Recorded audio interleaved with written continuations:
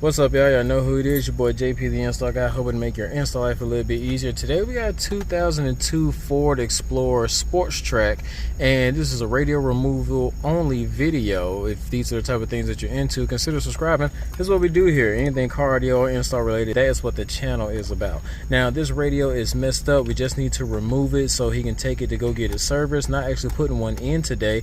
And the only thing that you're going to need to take this out is 2 Ford keys. These keys, you can find these pretty much anywhere. It doesn't matter if you go to an auto parts store, Amazon, whatever. I'm talking about they're probably less than $5. And what you want to do is you want to stick it into these 2 holes, and you're going to hear that click, and you hear that click. Now I only have one hand, so we're going to try to do this still. You want to press that way and pull it up. You see that? Press that way. Trying to do it with one hand, and that pulls that right out. This one does have the Motorola style harness, so you don't need an antenna adapter. And then we have the Metro, I think it's like they consider this a 5519 style harness. What these things do, just so you can get a visual, when you slide them through the front, they're going into here. This right here is locking on to this edge on the side.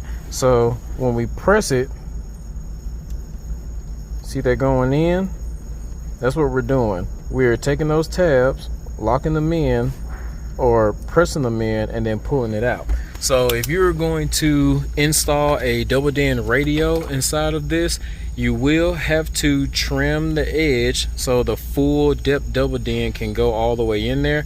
You're going to have to trim that part at the top and trim that part at the bottom, but you do not trim the sides, because most of the dash kits, that's the only way that they mount inside here, is by having the plastic tabs snap and lock itself in place.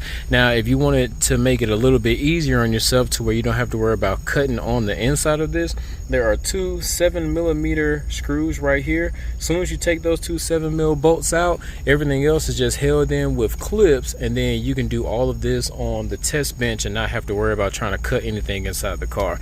If you find any type of value in this video, please hit that like button. Don't forget to subscribe, share, comment if you want to. Till next time, this is your boy JP signing out, telling y'all to keep going, keep growing. Have a blessed day. Peace.